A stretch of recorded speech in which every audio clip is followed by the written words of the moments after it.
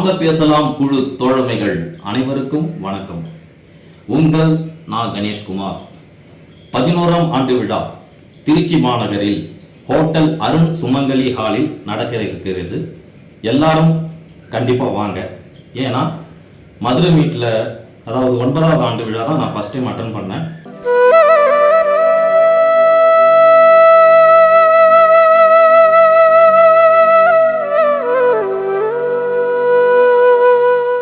ரொம்ப சந்தோஷமா இருந்தது. ஒரு கம்ப்யூட்டர் கிட்ட பேசிட்டு இருக்கிற மாதிரி இருக்கும். முகநூலில் நம்ம கமெண்ட்ஸில் பேசுகிற ஃப்ரெண்ட்ஸு, அக்கா தம்பி யாராக இருந்தாலும் அவங்க நேரில் பார்க்கும்போது தான் அது ஒரு உயிரோட்டம் உள்ள ஒரு உள்ளுணர்வை தரும். அதை நான் நல்லா உணர்ந்தேன். அந்த தருணத்தில் மேடையில் பேசுறதுக்கு திடீர்னு தலைவர் என் பேரை அனௌன்ஸ் பண்ணும்போது கொஞ்சம் நவசாக இருந்தது. பயத்தோடு தான் போனேன்.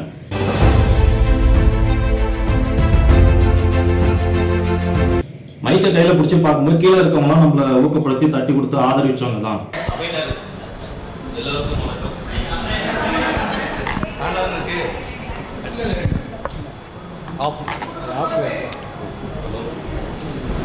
சபையினர் எல்லோருக்கும் வணக்கம்.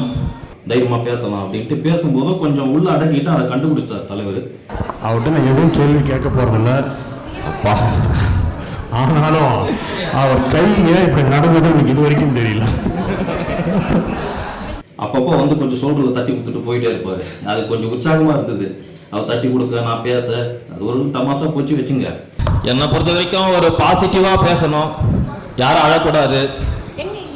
நமக்கு வர துன்பம் மற்றவங்களுக்கு. இவர்கிட்ட இருக்க ஒரு நல்ல பழக்கமே இதுதான். இவர் பேசினா யாரும் அழக்கூடாது. ஆனால் இவர் மட்டும் அந்த வேலையை செய்வார். பதிலுக்கு பதில் அழுது அழுது சிரிக்க வச்சுருவார். அதுக்கப்புறமா ஒரு படைப்பாளனுக்கு காசு பணத்தை விட அவனை ஊக்குவித்து அவனுக்கு கொடுக்குற அந்த ஒரு அவார்டு பரிசு தான் அது எனக்கு கொடுத்துருக்காங்க. மதுரை மீட்டில் ஒரு 2 கப்பு வாங்கினேன். வண்ணாரப்பேட்டை சென்னையில் நடக்கும்போது ஒரு 4 கப்பு. ரொம்ப சந்தோஷமாக இருக்குது. இது மாதிரி பல தருணங்கள் இருக்குது. அவங்க அறக்கட்டளைக்கு உதவக்கூடிய அந்த ஒரு விஷயத்தை நம்ம போஸ்ட்டில் பார்த்துருக்கோம். ஆனால் லைவாக வந்து வண்ணாரப்பேட்டை மீட் சென்னை மீட்டில் அவர் கொடுக்கும்போது அதை பார்க்கும்போது கண்ணு கலங்கிடுச்சு. கொஞ்சம் அதை பார்க்கவே முடியல. அவ்வளோ நர்வஸாக இருந்தது. இவங்க இது வரைக்கும் பார்த்தோம் அப்படின்னா நடக்க முடியாமல் அவங்க அம்மா மட்டும்தான் தூக்கி போயிட்டு வந்துருப்பாங்க. ஏன்னா இது வரைக்கும் ஒரு வீட்டில் இருந்தாங்க. அந்த வீட்டில் பாத்ரூம் வசதி கூட கிடையாது.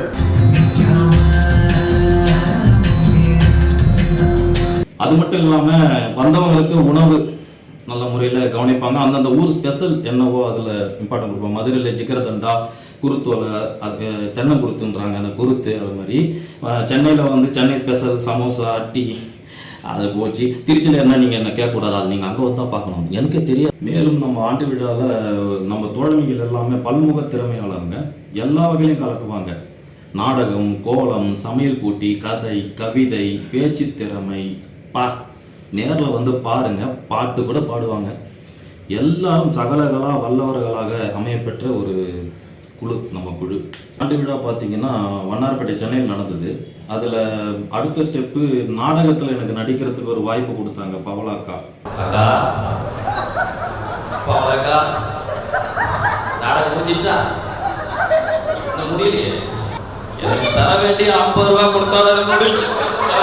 முகநூலில் நமக்கு பிடிச்ச தோழமைகளை நம்ம சந்திக்கணும்னா ஒவ்வொருத்தரையும் தனித்தனியாக போய் பார்க்க முடியாது. பொருளாதார பிரச்சனை இல்லைன்னா கூட நேரம்னு ஒன்று இருக்குது. ஒவ்வொருத்தரும் ஒரு ஊரில் இருக்காங்க. எல்லாரையும் போயிட்டு பார்க்குறது கஷ்டம். ஆனால் ஒட்டுமொத்த பேரையும் ஒரே நேரத்தில் ஒரே இடத்துல நாம் சந்திக்கக்கூடிய ஒரு ஆஃபர் மாதிரி தான் இந்த ஆண்டு விழா. தனியாக வெளியில் போக ஒவ்வொரு வீட்டிலையும் அனுமதி வாங்குறது கஷ்டம். அதுலேயும் குறிப்பாக பெண்கள், அவங்களுக்கு பாதுகாப்பானது. எல்லாரும் ஒட்டுமொத்த பேரும் பார்க்க போகிறாங்க. இந்த மாதிரி ஒரு ட்ராவல் ஒன்றா 4 பேரோடு சேர்ந்து நீங்கள் போக போகிறீங்கன்ற ஒரு நம்பிக்கையை கொடுத்துட்டிங்கன்னா அவங்களும் அனுப்ப தயாராக இருப்பாங்க.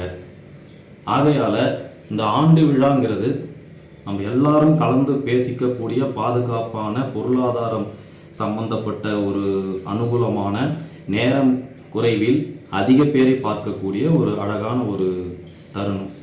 எல்லாரும் வாங்க, சந்திக்கலாம்.